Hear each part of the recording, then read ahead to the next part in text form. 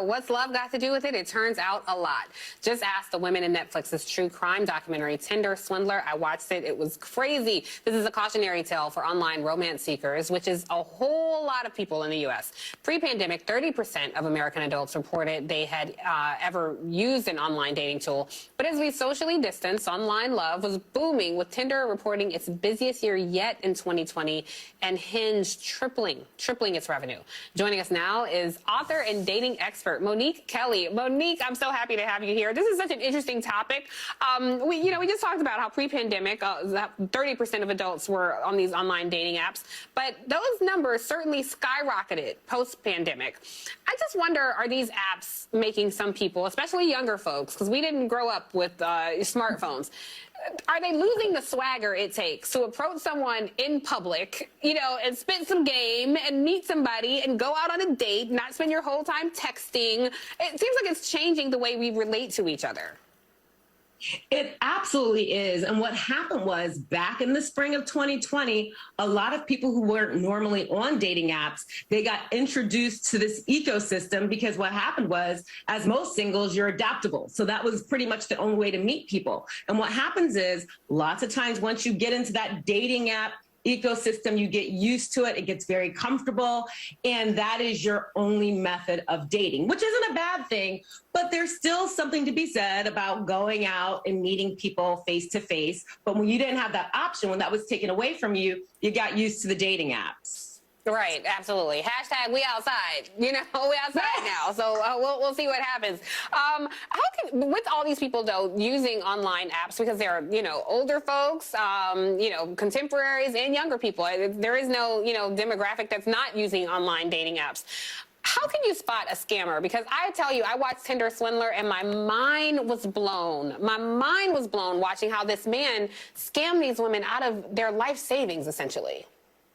Oh my, that was next level. I watched it and I was shocked. But this happens, so it's important that you look for key things. So when you're looking at someone's profile picture, one of the things you want to see is, are there just selfies? Are there just selfies in a car? There's no pictures of anything else besides selfies. A lot of times that lets you know, there's a little bit of a pause here. What are we hiding?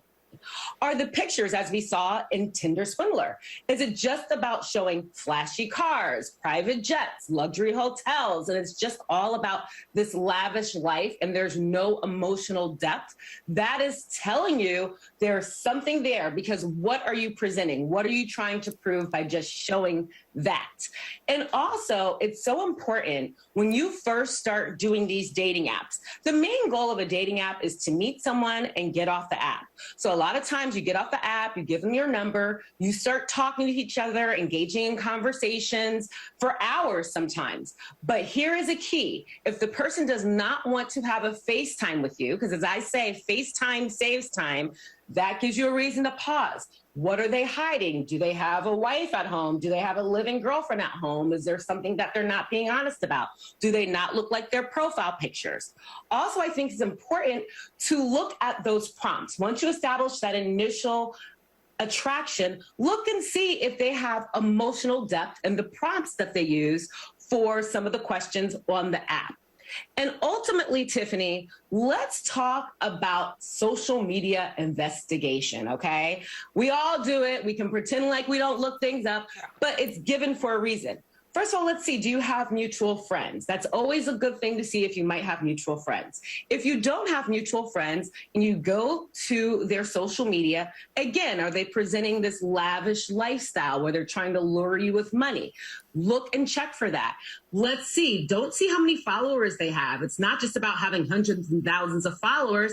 Who are they following? What hashtags are they following? Do you look at some of the comments underneath the pictures? Do they look a little bit shady? Some of the comments where it gives you a little bit of something to pause. Look at that full social media and see. And lastly, a lot of women are starting to do this, which I love. They reach out to their other single girlfriends. They'll send a picture of someone if they don't have mutual friends and say, have you met this guy? I just want to, make sure everything's okay here.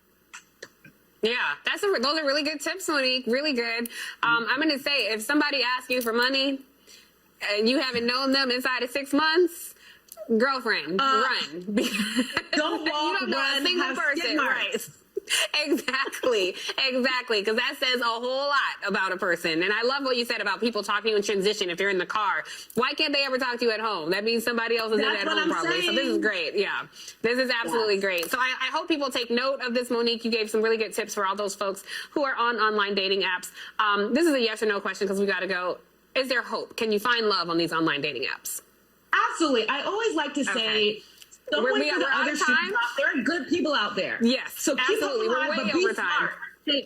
Yes, you sorry. can find love, but be smart. That's okay. Thanks, Monique Kelley, for being here. And coming up next, newly minted Oscar nominee Questlove joins me to talk about his extraordinary documentary, Summer of Soul. Look at Questlove right there, looking so handsome this morning. All right, we'll see Quest on the other side of the break. Don't go anywhere.